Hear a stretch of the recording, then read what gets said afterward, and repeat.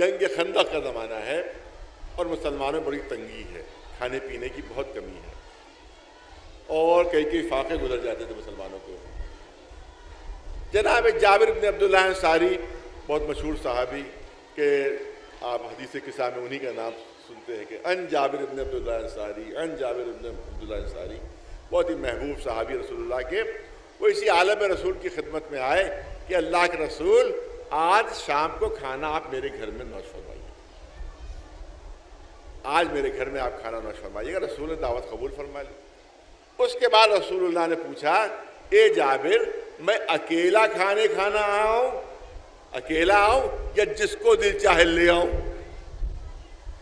اب جابر یہ تھوڑی کہہ سکتے تھے آپ اکیلے ہی آئیے گا، کسی کو نہیں لائیے گا، لہذا جابر نے کہا اللہ کے رسول آپ کی مرضی ہے، جس کو دل چاہے لے آئیے۔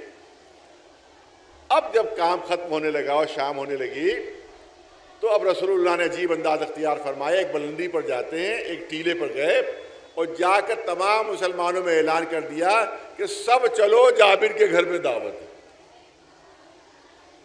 اب اس وقت 3000 مسلمان تھے اس وقت جو کام کر رہے تھے، وہاں پر خندق کھود رہے تھے۔ اب پورا مجمع چلا، 3000 کا مجمع جابر کے گھر کی طرف۔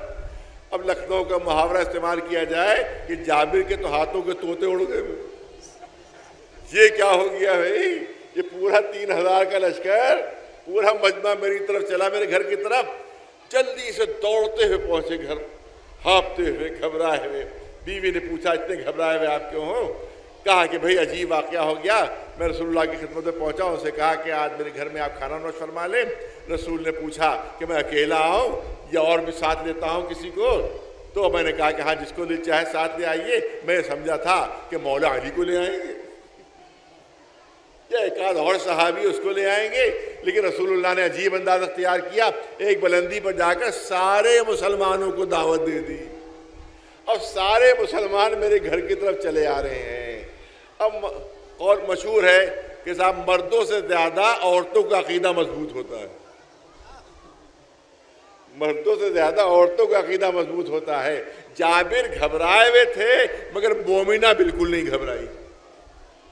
کہ جابر پر اتنا بتا دو کہ کیا تم نے رسول اللہ کو بتا دیا تھا کہ گھر میں کھانے کا انتظام کتنا ہے؟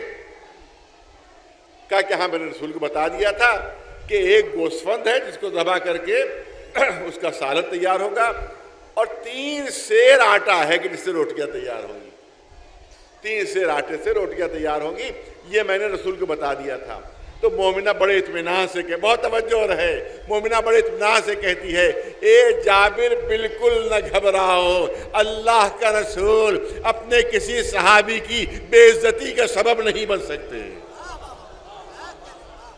لہذا گھبرانے کی کوئی بات نہیں۔ جب تم نے بتا دیا کھانے کا انتظام کیا ہے، لہذا بالکل گھبرانے کی ضرورت نہیں ہے۔ رسول اللہ گھر میں داخل ہوئے، 3000 مسلمان گھر میں داخل ہوئے۔ بہت بڑا صحن تھا جناب جابر کے گھر کا۔ آپ نے فرمایا رسول اللہ نے کہ 10-10 کی ٹولیوں میں بیٹھ جائے، بہت توجہ رہے، 10-10 کی ٹولیوں میں سب مسلمانوں کو بٹھا دیا۔ اس کے بعد جناب جابر سے کہتے ہیں کہ اس دیگچی تک مجھے لے چلو کہ جس میں سالن پک رہا ہے۔ رسول اس دیگچی تک گئے، ایک نگاہ اس دیگچی کے اندر ڈالی، کہا اس تنور تک لے چلو کہ جس تنور میں روٹیاں پک رہی ہیں۔ اس تنور کے قریب پہنچے، ایک نگاہ اس تنور کے اندر ڈالی۔ اس کے بعد روایت کہتی ہے علی کو آواز دی، اے علی قریب آ جاؤ، میں کھانا نکالتا جاتا ہوں تم بانٹتے جانا، میں کھانا نکالتا جاتا ہوں تم بانٹتے جانا۔ جب کھانا نکالنے والا رسول ہو، بانٹنے والا علی ہو، تو کیا کوئی کمی آ سکتی ہے؟ تاریخ کہتی ہے کہ 3000 مسلمانوں نے پیٹ بھر کر کھانا کھایا اور کھانا اسی طرح سے موجود تھا۔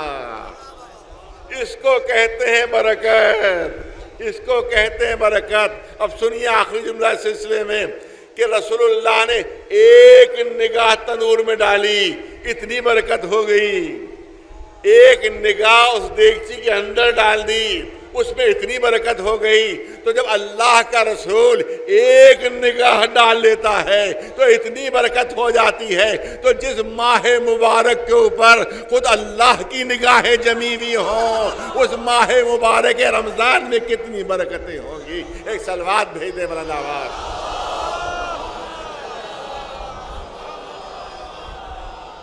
ایک صلوات